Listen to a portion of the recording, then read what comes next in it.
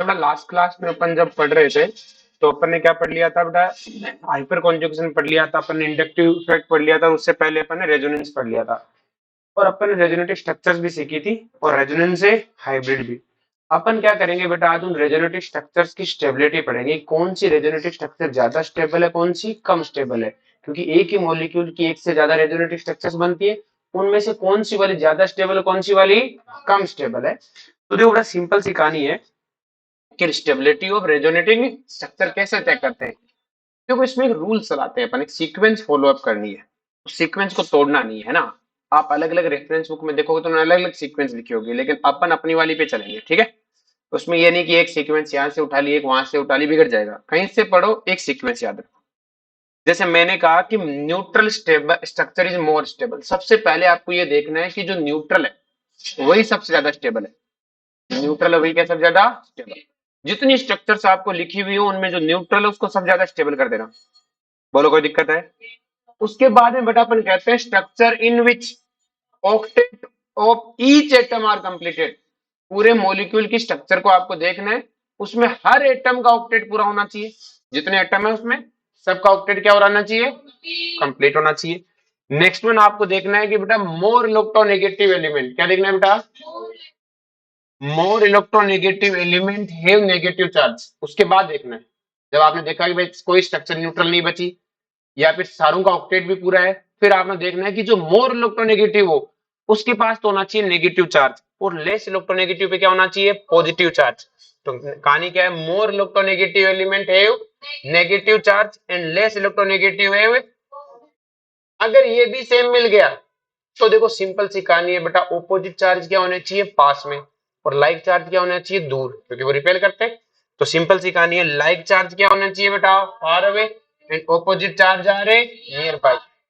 अब देखो बेटा, ऑक्टेट चेक करते समय आप सबके ऑक्टेट चेक करोगे तो आप तो पागल हो जाओगे, थोड़े बहुत तो हो और पूरे हो जाओगे। तो उससे बचने का एक उपाय कि अगर आपको लग जाए कि कोई एनाइन है तो चेक करने की जरूरत ही, ऑक्टेट क्या है बेटा? कंप्लीट है। ऑक्टेट क्या है? कंप्लीट है। आगे बात में जल्दी मत, बंद कर। क्लियर है? तो ऑक्टेट क्या है बेटा? कंप्लीट। आपको सोचने की जरूरत ही नहीं है। कब जरूरत नहीं है बेटा? जब एनाइन किसी एटम पे नेगेटिव चार्ज लिख रखा है इसका मतलब ऑक्टेट कंप्लीट है, भूल जाओ उसे। क्लियर है? या फिर आपको मोस्टली चेक करना है जब किसी पे पॉजिटिव चार्ज हो, किसी पे क्या हो? पॉजिटिव चार्ज हो। हमारी बात समझ में? तो आपको क्या करना है? Octet of anion is always completed. आपको सोचने की जरूरत ही नहीं है। क्लियर है? Generally octet of cation is incomplete. जो केटाइंस होते हैं ना, इनके ही ऑक्टेट इनकम्प्लीट होते हैं। या फिर बोरॉन वाली फैमिली, या फिर कौन सी बेटा? Boron family. Boron family neutral में भी ऑक्टेट कंप्लीट नहीं रखती, एनाइन में तो देखने की जरूरत नहीं है। तो एक तो जनरली केटाइन का ऑक्टेट कंप्लीट नहीं होता, या फिर एक बोरॉन फैमिली का ऑक्टेट कंप्लीट नहीं होता। इन्हीं को ढूंढना है एटम मॉलिक्यूल में। अब केटाइन भी दो तरह के होते हैं बेटा। केटाइन भी कितने तरह के होते हैं? कि सर दो तरीके से केटाइन कैसे होते हैं कि देखो बेटा, कोई बात पॉजिटिव चार्ज है वो ओवर वैलेंसी का भी होता है। क्या होता है? और ओवर वैलेंसी में ऑक्टेट पूरा होता है। कि सर ओवर वैलेंसी मतलब जैसे नाइट्रोजन है, जब नाइट्रोजन 3 बॉन्ड बनाता है और एक लोन पे रखता है तो उसका ऑक्टेट पूरा है, और जब वो 4 बॉन्ड बनाता है तब उस पर पॉजिटिव चार्ज आता है, ऑक्टेट तो अब भी पूरा। देख लो देख। तो आपको ध्यान रखना है कि ओवर वैलेंसी का पॉजिटिव चार्ज क्या है बेटा? भुखमरी का निशानी नहीं है। भाई ऑक्टेट कंप्लीट नहीं होने का मतलब क्या है? उसके पास कंप्लीट इलेक्ट्रॉन नहीं है, मतलब भुखमरी है। अरे बोलो, वहां पे खाने पीने का सामान है ना है, लेकिन ये तो पॉजिटिव चार्ज तो ओवर वैलेंसी का है। किसका है बेटा? भाई दो तरीके से कोई आदमी मरा हुआ हो सकता है, या तो उसको खाने का ना मिला हो या डाइट पे हो, पॉसिबिलिटी है। अरे बोलो। तो ये जो पॉजिटिव चार्ज अगर ओवर वैलेंसी का हो तो आपको ऑक्टेट चेक करने की जरूरत नहीं है बेटा। भुखमरी की निशानी, किसकी निशानी नहीं है? भुखमरी की निशानी नहीं है। आपको उनका देखना है, आपको एक मॉलिक्यूल में पॉजिटिव चार्ज, उस पॉजिटिव चार्ज को कंपेयर करना है जो ओवर वैलेंसी का निशानी ना हो। जो ओवर वैलेंसी की निशानी, वहां पक्का ऑक्टेट कंप्लीट नहीं होगा। तो आपको दो तरह के पॉजिटिव चार्ज दिखेंगे। आपको जैसे नाइट्रोजन दिखा, आपने कहा 4 बॉन्ड पॉजिटिव चार्ज, आपको होगा तो ओवर वैलेंसी का इग्नोर। ओवर वैलेंसी का है इग्नोर, इसका ऑक्टेट पूरा होगा पक्का। क्लियर है? तो कौन से कार्बोकेटाइन का ऑक्टेट पूरा नहीं होगा बेटा? जो भुखमरी की निशानी हो। जो क्या हो बेटा? ओवर वैलेंसी की ना भुखमरी। किसका हो बेटा? अभी देखो एग्जाम्पल में आ जाएंगे, देखो ध्यान से। जैसे आपके पास ये है, तो बताओ ये पॉजिटिव चार्ज ओवर वैलेंसी की निशानी है कि भुखमरी की है? Over valency. ये पॉजिटिव चार्ज किसकी निशानी है? ओवर वैलेंसी की। ऑक्सीजन 2 बॉन्ड बनाता, 3 बना रखा है।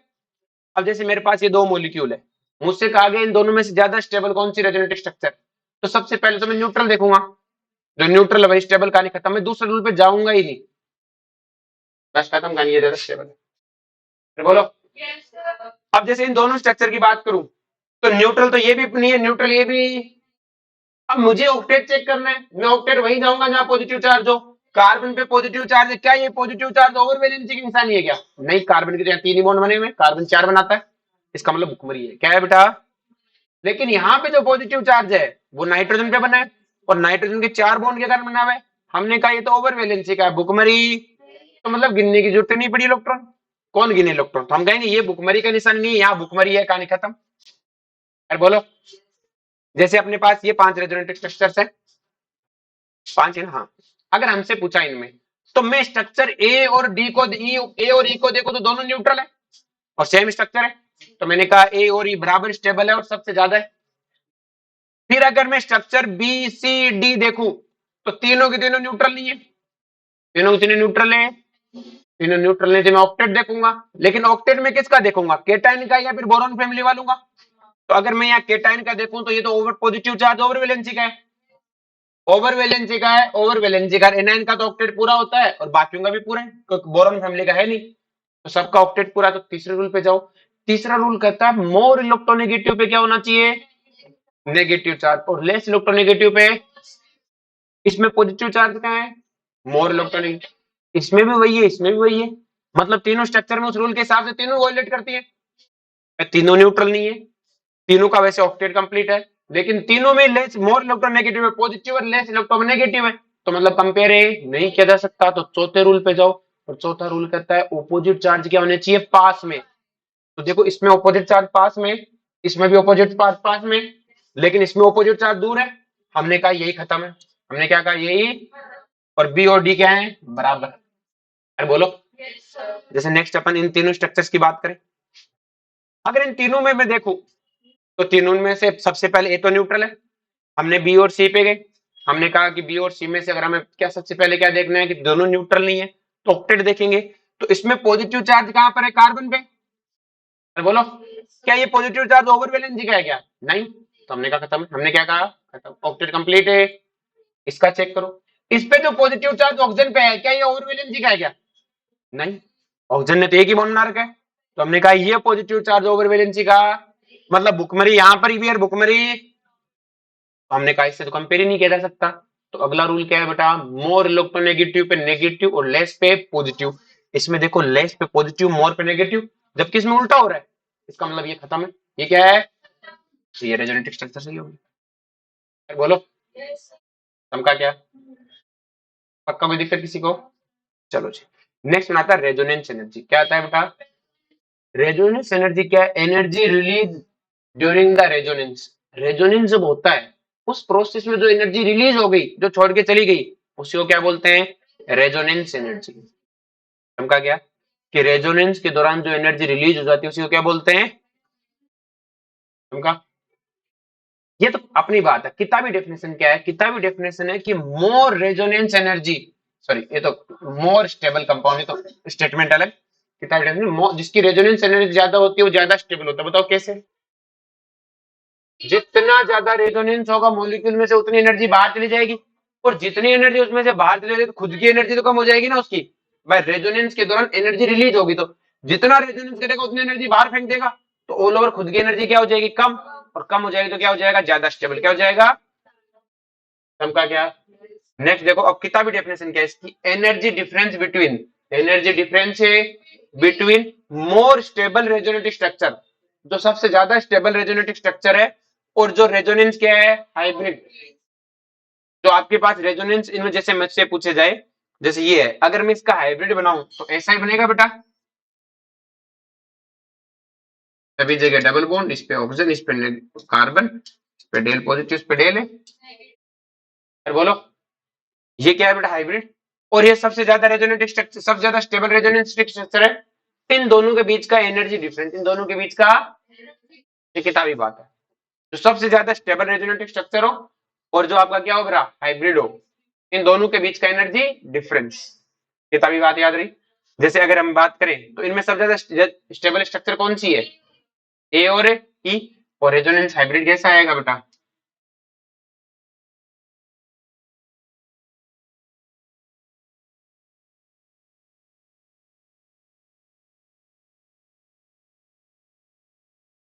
इसमें और ए के बीच में एनर्जी डिफरेंस। ऑक्सीजन पे कभी पॉजिटिव आ रहा है, हाइब्रिड में तो सारों का थोड़ा थोड़ा कॉन्ट्रीब्यूशन होता है ना, बोलो कोई दिक्कत है।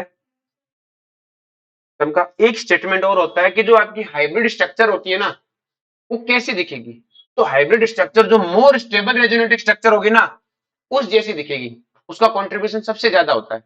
कि सर कैसे, जैसे अगर मैं इसका हाइब्रिड बनाया तो बताओ इसका हाइब्रिड और स्ट्रक्चर क्या इस जैसा है क्या, इस जैसा भी नहीं, देखो इसमें सिर्फ दो ही जगह बॉन्ड है, लेकिन ज्यादातर इससे मिलता है, बोलो। तो आपकी जो हाइब्रिड स्ट्रक्चर है उसमें सब ज्यादा कंट्रीब्यूशन किसका होता है, मोर स्टेबल स्ट्रक्चर का। तो आपसे क्वेश्चन क्यों ऐसे पूछता है कि इनमें से किसका कंट्रीब्यूशन रेजोनेटिक हाइब्रिड में सबसे ज्यादा होगा। इसका हमें पता है रेजोनेटिक हाइब्रिड में कंट्रीब्यूशन उसका ज्यादा होता है जो सबसे ज्यादा स्टेबल होता है, मतलब वो क्वेश्चन हमें सबसे स्टेबल स्ट्रक्चर पूछ रहा है। ऐसे पूछ सकता है कि इनमें से कौन सा है जिसका रेजोनेंस हाइब्रिड में लेस कंट्रीब्यूशन है, तो इसका मतलब वो लेस कंट्रीब्यूशन उसी का, लिस्ट कंट्रीब्यूशन किसका होगा बेटा, तो लिस्ट स्टेबल होगा, मतलब हमसे क्वेश्चन सीधा ही पूछ सकता है इनमें लिस्ट स्टेबल स्ट्रक्चर कौन सी है, और वो नहीं पूछा। अरे बोलो हमका क्या, आप कहानी समझ में कैसे पूछता है क्वेश्चन को, ये चीज सबको क्लियर होगी, ये स्टेटमेंट में समझ में आ गया। अब हम रेजोनेंस एनर्जी को कैसे कंपेयर करें, तो रेजोनेंस एनर्जी का भी कंपेयर करने के एक सीक्वेंस फॉलो अप करते हैं। आपके पास एरोमेटिक कंपाउंड है, उसका रेजोनेंस एनर्जी क्या होगी, ज्यादा, जो एरोमेटिक होगा उसकी रेजोनेंस एनर्जी क्या होगी, जैसे ये स्ट्रक्चर में रेजोनेंस है, इसमें एरोमेटिक है, तो बोलो, तो एरोमेटिक वाले की रेजोनेंस एनर्जी क्या होगी, ज्यादा, तो बोलो। रूल सेकंड, देखो बेटा अगर मैं ये क्या है, कार्बोक्सिलेट आयन क्या है बेटा, अगर मैं तुम्हें एक क्वेश्चन पूछूं बेटा,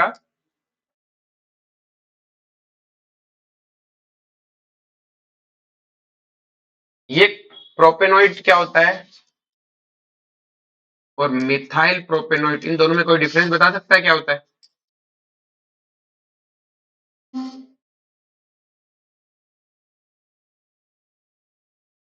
ओएट किसका सफिक्स है, तो क्या एस्टर है, देखो एस्टर इनमें से एक है और एक एस्टर नहीं है, जबकि सफिक्स सेम है। देखो सिंपल सी कहानी है, ये ओएट दिखा तो हमें पता है ओएट होने का मतलब एस्टर तो होता ही है, लेकिन आपको पता है उसके साथ एक वीआईपी भी लिखा होना चाहिए आगे, तो सफिक्स है, और फिर तीन हो जाएगा।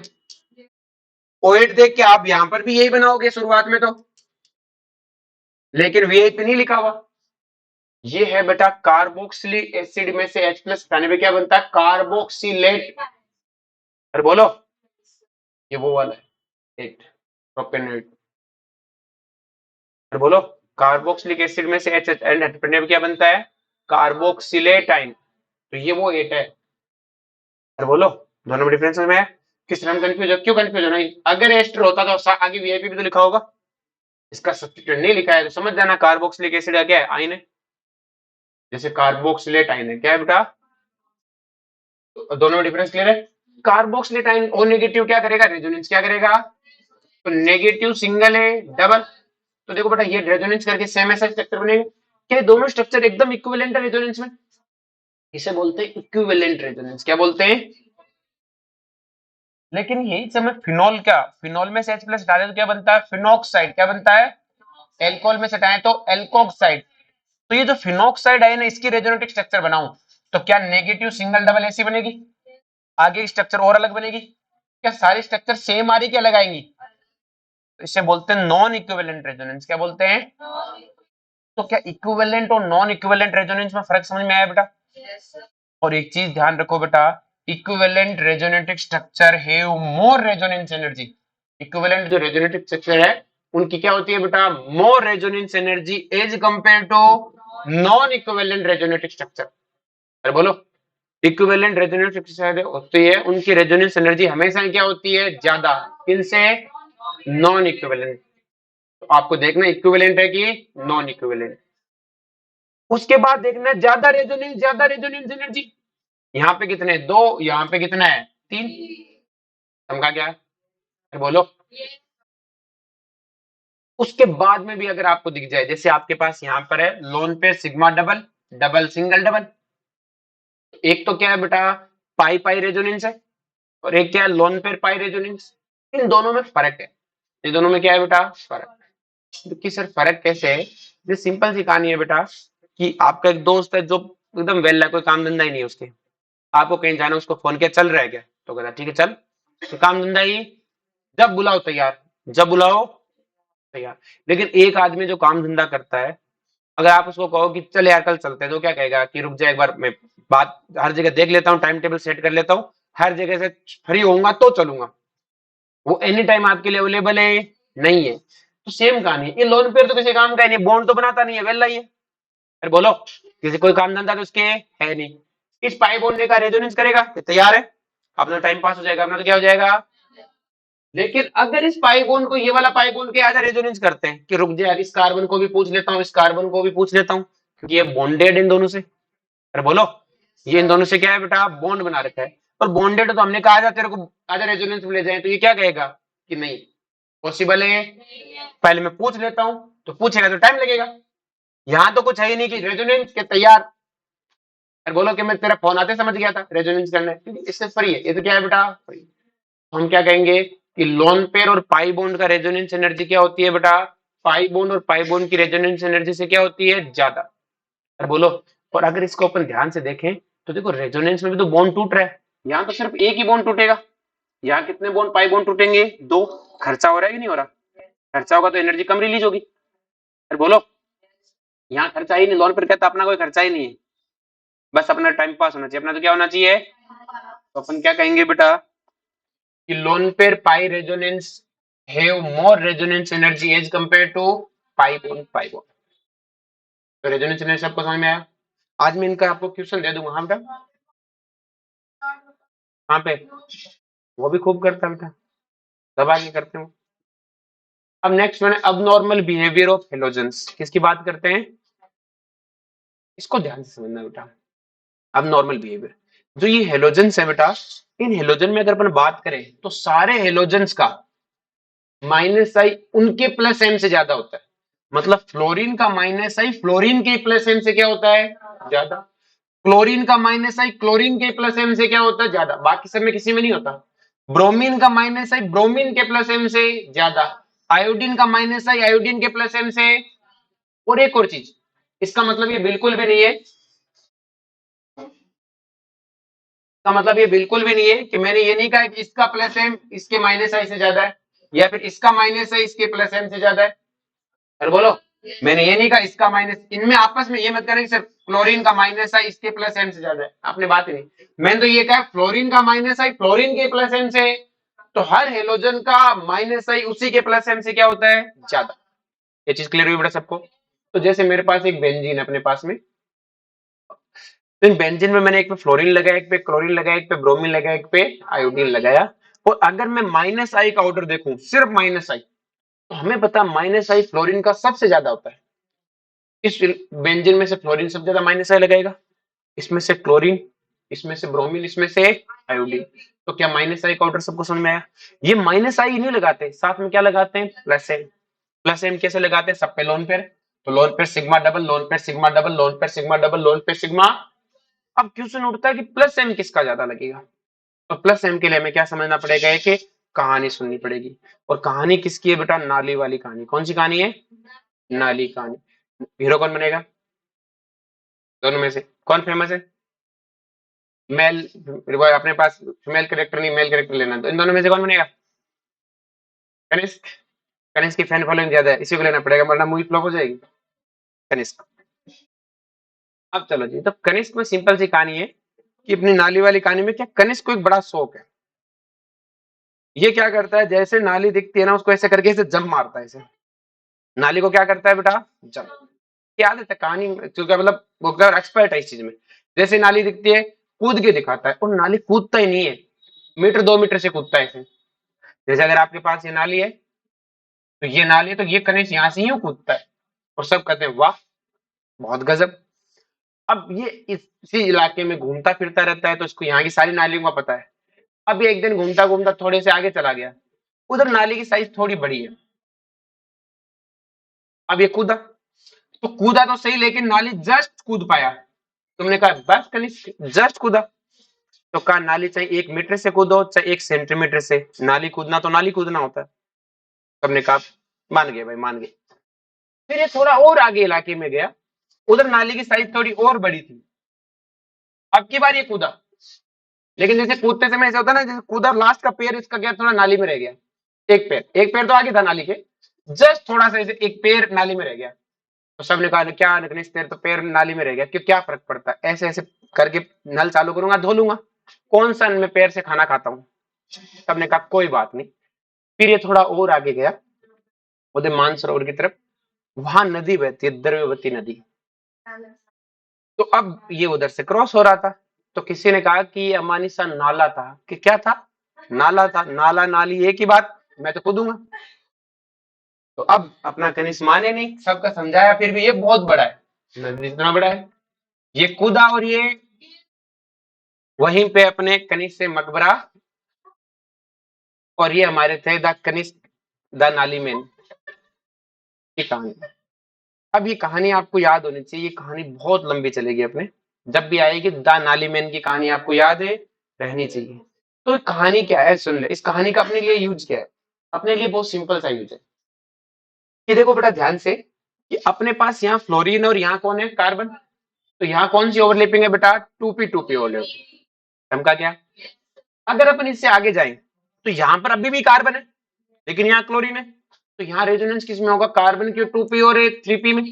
यहाँ किसमें होगा, कार्बन के 2p और यहाँ रेजोनेंस किसमें, कार्बन के 2p और आयोडीन के 2p में 5p में। तो देखो पहले नाली की साइज छोटी है, फिर बड़ी होती गई, दूरी बढ़ती गई, फिर 2p 4p 2p 5p। पहले जब ऑर्बिट नाली पास में है तो कनिष्ठ बहुत लंबी जब मार रहा था, तो जब यहाँ रेजोनेंस होगा तो फ्लोरीन के लोन पर फौरन अंदर आ जाएंगे। अरे बोलो, 2p 2p ओवरलैपिंग पास पास है, फौरन हो जाएगी, बढ़िया तरीके से ओवरलैपिंग होगी, तो ये लोन पर अंदर ज्यादा जाएंगे, अंदर ज्यादा जाएंगे तो प्लस एम क्या लगेगा, ज्यादा। लेकिन यही चीज जब मैं क्लोरीन की बात करूं, तो यहाँ 2p 3p हो गया, क्या होगा बेटा, कम ओवरलैपिंग होगी। अरे बोलो, जब मैं 2p 4p में जाऊंगा दूरी और बढ़ जाएगी, ओवरलैपिंग और कम होगी, और 2p 5p में तो ओवरलैपिंग बहुत ही कम है। तो प्लस एम की बात करूं, तो प्लस एम भी किसका ज्यादा है बेटा, फ्लोरीन का ज्यादा है, फिर एक क्लोरीन का, फिर ब्रोमीन का, फिर मतलब आयोडीन का ही माइनस आई ज्यादा, आयोडीन का ही प्लस एम ज्यादा है। लेकिन फिर आयोडीन नहीं, गलत बोल गया मैं, फ्लोरीन का ही माइनस आई ज्यादा, फ्लोरीन का ही प्लस एम ज्यादा है। अरे बोलो, और फ्लोरीन का अगर बेटा माइनस आई ज्यादा है, तो अभी आपने कहा कि सर फ्लोरीन का प्लस एम, हाँ फ्लोरीन का माइनस आई फ्लोरीन के प्लस एम से ज्यादा है।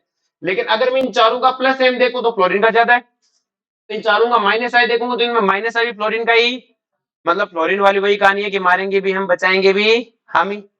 अब अगर मैं सिंपल सी कहानी चल पे कौन सी मूवी, चलो अब देखो उसको अपन एक एग्जाम्पल से समझते हैं, कि अपने पास क्या एक्चुअली सारी बस हंस लिए, हम नहीं हंसे कोई भी, तो उधर वो कर, फिर तो ऐसी रुकती भी नहीं है, एक बार स्टार्ट हो जाती है जनरेटर की तरह चलती रहती है। ए, बस बस, अब थोड़ा बस बस बस।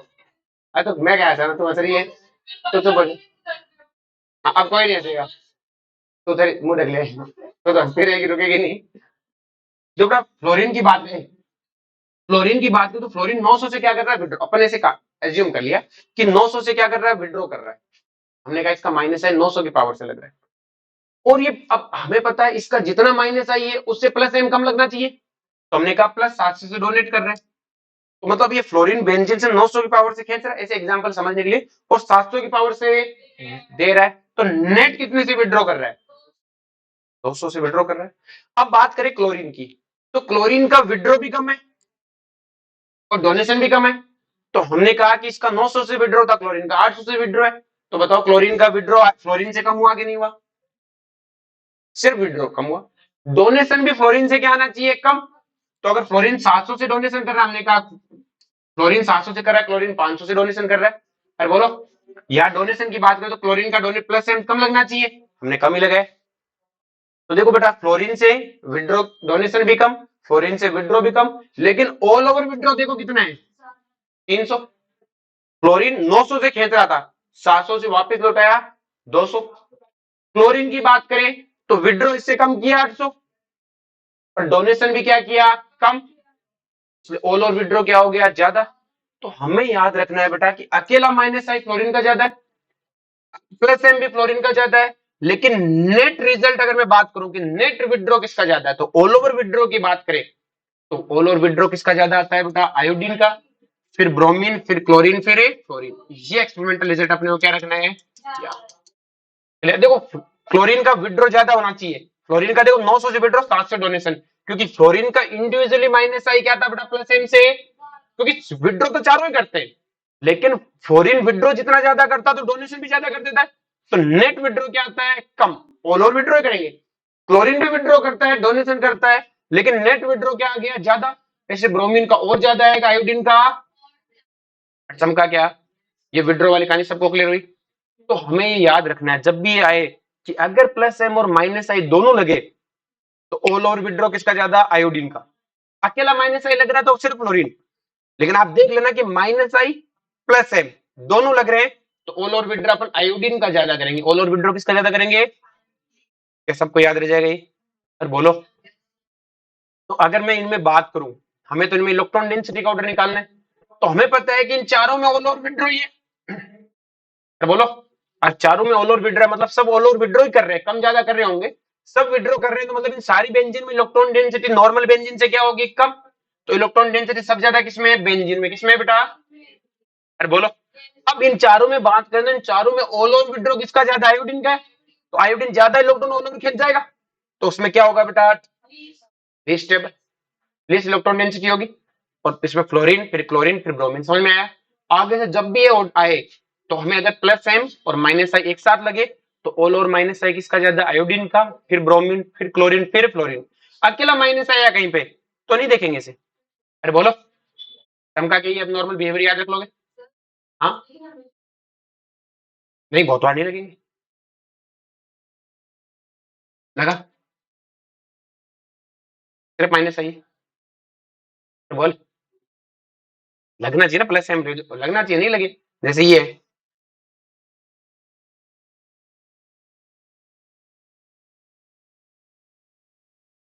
लगा माइनस है, प्लस एम लगा।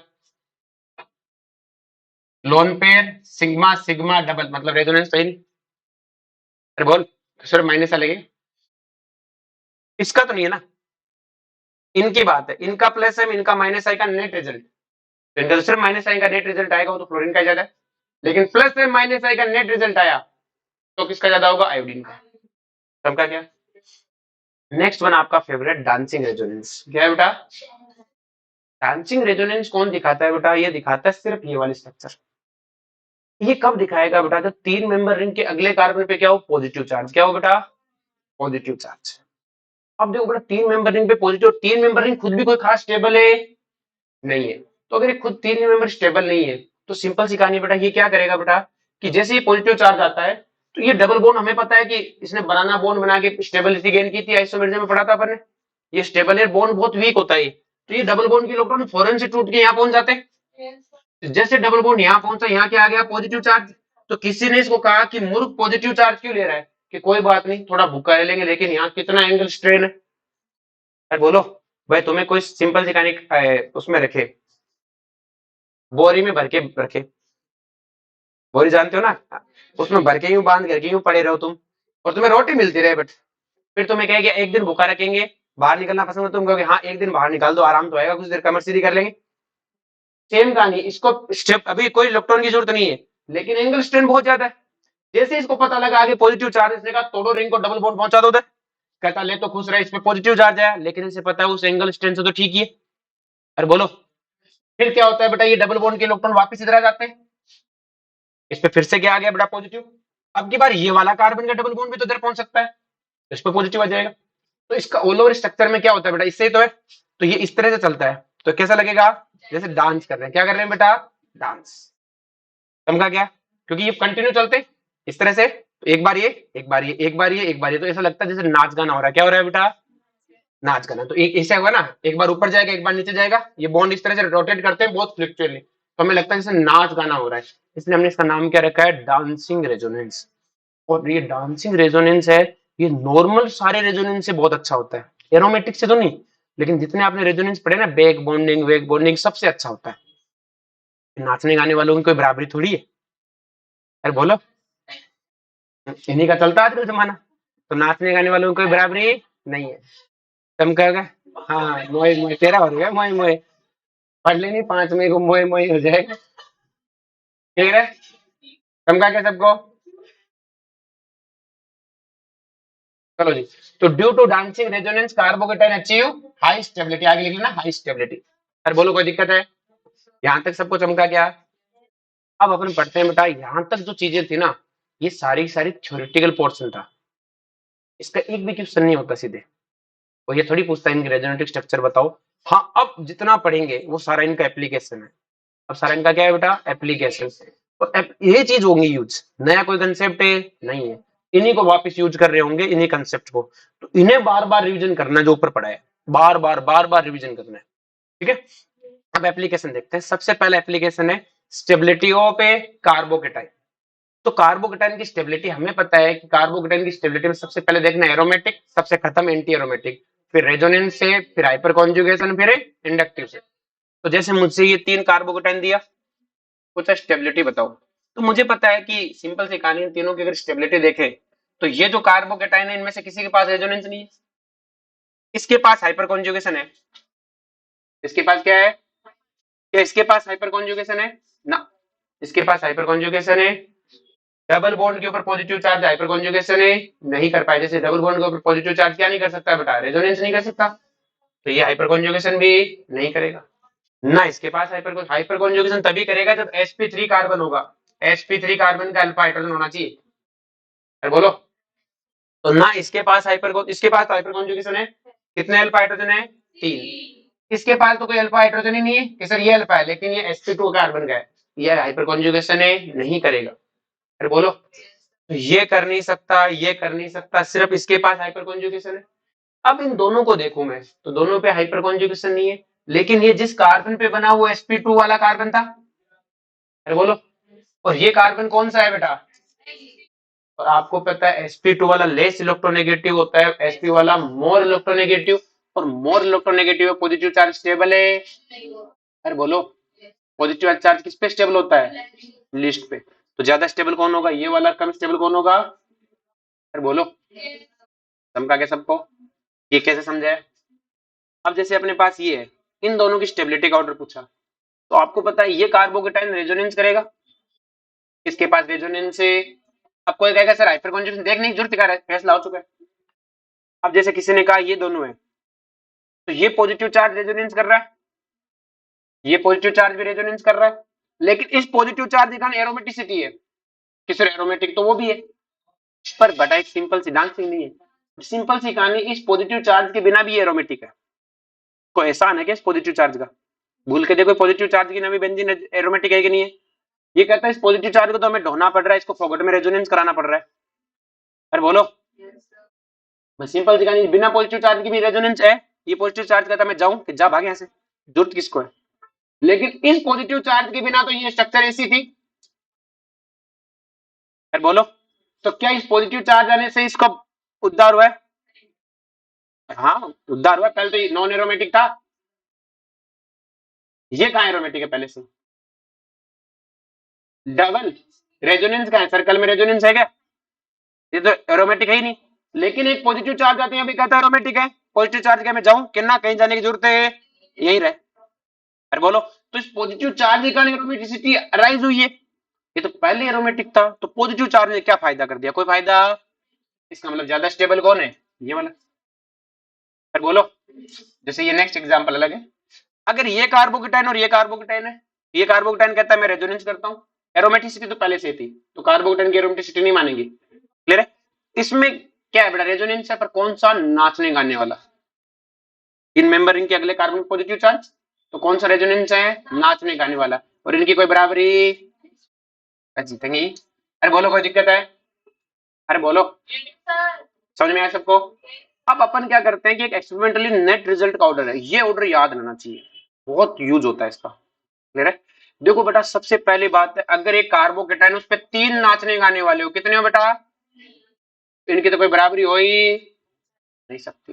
फिर 2 नाचने गाने वाले, अच्छा 3 नाचने गाने वाले, 2 नाचने गाने वाले, अरे बोलो। उसके बाद 3 बेंजीन का रेजोनेंस, फिर 2 बेंजीन का रेजोनेंस, फिर 1 नाचने गाने वाला, तो मतलब 1 नाचने गाने वाले को हराया जा सकता है, कितने बेंजीन होने चाहिए, 2 या 3, अच्छा का क्या, लेकिन 2 नाचने गाने वालों को तो हराया ही, और 3 की तो कहना ही क्या, इनको तो एक ही सल्टा सकता है, एरोमेटिक, कौन सल्टा सकता है, समझा क्या। उसके बाद में 1 नाचने गाने वाले के बाद में क्या है, 1 बेंजीन का रेजोनेंस 6 अल्फा हाइड्रोजन, अरे बोलो, 1 बेंजीन का रेजोनेंस है 3 अल्फा हाइड्रोजन, उसके बाद 9 अल्फा हाइड्रोजन, कितने हैं, 9 अल्फा हाइड्रोजन भारी है 1 बेंजीन के रेजोनेंस पर, इसमें भारी है 1 बेंजीन के रेजोनेंस पर, कोई कहता है 8 होते तो फिर भारी नहीं होते, फिर भारी 9 अल्फा हाइड्रोजन भारी है 1 रेजोनेंस पर, अरे बोलो। और उसके बाद में कौन है, एलाइलिक, कौन है, फिर तो भाई टर्सरी सेकेंडरी प्राइमरी निकाल ही लेते हो, क्लियर है। तो सबसे पहले क्या करेंगे बेटा, अपन ने 3 नाचने गाने वाले, बोलते जाओ, फिर 2 नाचने गाने वाले, 3 बेंजीन, 2 बेंजीन, 1 नाचने गाने वाला, 1 बेंजीन 6 अल्फा, 1 बेंजीन 3 अल्फा, फिर 9 अल्फा, 1 बेंजीन, फिर एलाइलिक। बस ये ऑर्डर ऐसे याद रखोगे, जैसे तो याद होंगे, नाचने गाने वाले से याद रखोगे, 3 नाचने गाने वाले, 2 नाचने वाले, 3 बेंजीन, 2 बेंजीन, 1 नाचने गाने वाला, 1 बेंजीन 6, 1 बेंजीन 3। देखो इसको इसमें कंफ्यूजन आता है, कई बार बच्चा को लगता है 9 अल्फा हाइड्रोजन 1 बेंजीन पे भारी है, तो 1 बेंजीन पे तो भारी है, लेकिन साथ में 3 अल्फा भी तो आगे, फिर भारी नहीं है। अब 9 के 9 इस पे भारी है, एक जने भी इसका सपोर्ट कर दिया तो यही भारी निकल जाएगा वापस। अरे बोलो, समका कार्बोकेटाइन को कोई फर्क नहीं पड़ता इसमें, ये छोटी छोटी रिंग होती है, बेंजीन प्लेनर होती है बेटा, बेंजीन कभी किसी भी स्टेरिक एंट्रेंस से नहीं लगाती, अगर बेंजीन पे सब्स्टिट्यूएंट नहीं है तो। बेंजीन एक प्लेनर स्ट्रक्चर होती है, एक लाइन में रहती है, एकदम प्लेन में रहती है, क्लियर है। नेक्स्ट देखो ध्यान से, कि अगर अपन बात करें, जैसे ये अपने पास मौलिक बेंजीन का देखो एकदम प्लेन होती है, आप सब खुद सोच के देखो, जैसे घर पे मम्मी रोटी बनाती है, तो आप 1 किलो रोटी को रख सकते हो एकदम प्लेन में एकदम, लेकिन आप 1 किलो ये लेके आओ, क्या बोलते हैं, पत्ता गोभी या फूल गोभी लेके आओ, ये कितना स्टेरिक एंट्रेंस कवर करती है भाई, 3 फूल गोभी रखो इतनी जगह कवर कर लेती है, जबकि 1 किलो रोटी इतनी दूरी में आ जाती है, क्योंकि कोई स्टेरिक एंट्रेंस से एकदम प्लेन में होती है। अब जैसे ये अपने पास है, अपने से इन चारों का पूछेगा, क्या पूछेगा, स्टेबिलिटी, क्या पूछेगा कि भाई कार्बोकेटाइन की स्टेबिलिटी बताओ, तो आपको बताइए पॉजिटिव चार्ज है, ये रेजोनेंस करेगा, ये भी करेगा, ये भी करेगा, और ये भी, तो बेंजीन तो सब में सेम है। अब हम देखेंगे सब्स्टिट्यूएंट को, किसको देखेंगे, इसमें जो सब्स्टिट्यूएंट NO2 लगा हुआ है, इस NO2 का बेंजीन पे क्या लगता है, -M, और बेंजीन के CH2 कहां पर है, ऑर्थो पर, तो ऑर्थो पैरा पे तो लगता है -M, तो क्या इसका -M लगेगा, और साथ में इसका क्या लगेगा, -I। इस NO2 का बेंजीन पे आपको -M और -I लगेगा, लेकिन जो मेरा टारगेटिंग ग्रुप है वो मेटा पर है, और मेटा पे क्या काम नहीं करता, -M काम नहीं करेगा। कोई पूछे बेंजीन पे करता है, हाँ बेंजीन में -M है, लेकिन मेरे ग्रुप में -M है, मेरे ग्रुप पे सिर्फ क्या लगेगा, -I, और इस NO2 का अपने टारगेटिंग ग्रुप पे -M लगेगा, क्योंकि पैरा पर है, क्या है बेटा, क्योंकि -M ऑर्थो पैरा पे लगता है, और मेरे टारगेटिंग ग्रुप के ऑर्थो पैरा पर है, तो मैं क्या कहूंगा, इसका -M और -I दोनों लगेगा। अरे बोलो, अब मुझे इनकी स्टेबिलिटी ऑर्डर निकालना है, तो मुझे पता है कार्बोकेटाइन से विड्रॉ करने वाला एक भी स्टेबल है, और इन तीनों में तो विड्रॉ है, तो हम कहेंगे इन तीनों में विड्रॉ है, लेकिन ए तो मासूम है, इस पे ना कोई विड्रॉ है ना कोई डोनेशन, तो हमने कहा ए तो सबसे बढ़िया, ए तो सबसे, हमने कहा तुम तीनों खत्म हो, सी ने कहा मैं कम खत्म हूं, मैंने कहा क्यों, तू क्यों कम खत्म है, क्या मेरे तो सिर्फ -I है, छोटा मोटा माफ कर दो, मैंने कहा चल ठीक है। अब बचा कौन बेटा, बी और ए, मैंने कहा तुम दोनों खत्म हो, तुम दोनों में से ज्यादा कौन खत्म है, तो मैंने कहा दोनों का -M किसका ज्यादा लगता है, कि -M तो बराबर लगता है, तो फिर मैंने कहा तुम्हारा और क्या लगता है कि माइनस आई, और माइनस आई कैसा इफेक्ट है, विड्रो, लेकिन पास वाले का ज्यादा विड्रो, तो ज्यादा विड्रो इसमें, और हमें विड्रो पसंद है। हमने बी वाले को कहा तू ज्यादा खत्म, ए वाला तो सबसे बढ़िया। समझा क्या? तो सीक्वेंस में करना है, ऐसे नहीं उठा के सीधे शुरू हो गए, एक सीक्वेंस में चलो, पहले सबका इफेक्ट देख लो कौन कौन सा लग रहा है, उसके बाद कौन मासूम है या फिर कौन डोनेशन है या विड्रो, ये देख लो। फिर विड्रो हमारे लिए फायदेमंद है कि नुकसान है। जैसे अगले एग्जाम्पल ले, सब में वही कार्बोकेटाइन है, इस CH3 का क्या लगता है, प्लस एच और ए प्लस आई। इस CH3 का कोर्स बेंजीन पे प्लस एच लगता होगा, लेकिन मेरे टारगेटिंग ग्रुप पे सिर्फ है प्लस आई, क्योंकि मेटा पर है, और इसका प्लस एच और ए प्लस आई। हमें पता है डोनेशन हमें बहुत पसंद है, और तीनों में डोनेशन है, और ए क्या ठहरा, मासूम। हमने कहा पीछे आ जा भाई, तेरा कोई काम है? इन तीनों में से बी और डी ने कहा सी खत्म है। हमने कहा क्यों, किसका तो माड़ा मोटा प्लस आई है। हमने कहा सी पीछे जाके बैठ जा। अब बचा कौन, बी और ए। मैं तुम दोनों में से बढ़िया कौन है, दोनों का क्या लगता है कि प्लस है, इसमें किसका ज्यादा, कि सेम। मैंने कहा और क्या लगता है कि प्लस है, कि कैसा इफेक्ट है डोनेशन में, कहाँ लगता है कि जो पास में उसका ज्यादा। तो बताओ ज्यादा किसका है, बी का। अरे बोलो, तो बी ज्यादा स्टेबल डी से, डी ज्यादा स्टेबल सी ज्यादा स्टेबल ए से। नेक्स्ट में अगर मैं बात करूं इन चारों की, अरे बोलो, इन चारों में फिर से देखो तो ये तो मासूम है, कोई इफेक्ट नहीं है। इसमें ऑक्सीजन के लोन पेयर का क्या लगता है, प्लस एम, लेकिन साथ में इसका माइनस आई लगता है। ओ नेगेटिव होता तो प्लस आई लग जाता। अभी ये वो छोटा बच्चा है जिसको बड़ा होना है, जिसको क्या होना है, बड़ा, इसे लगता है इलेक्ट्रॉन छीनने में मौज होगी।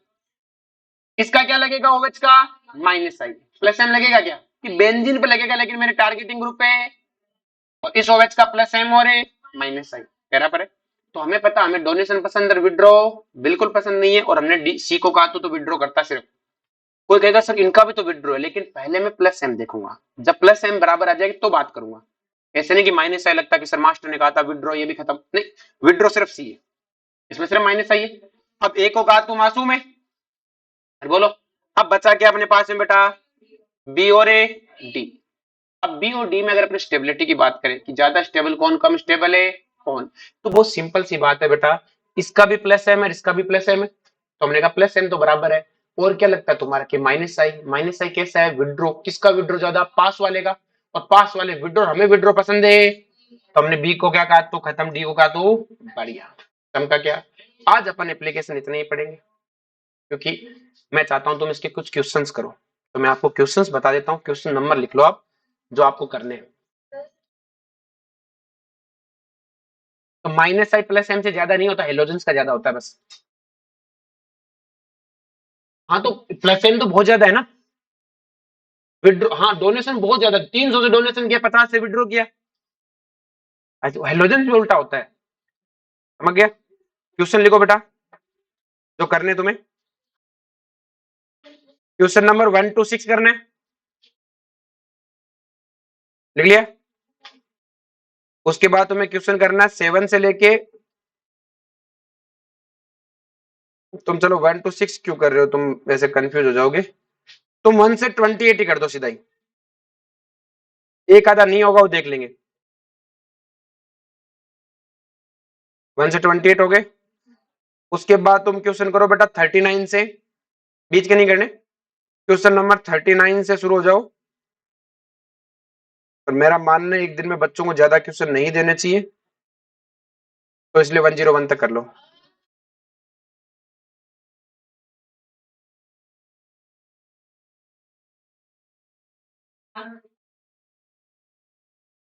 हाँ तो आज टेस्ट है ना, कल नहीं है ना टेस्ट।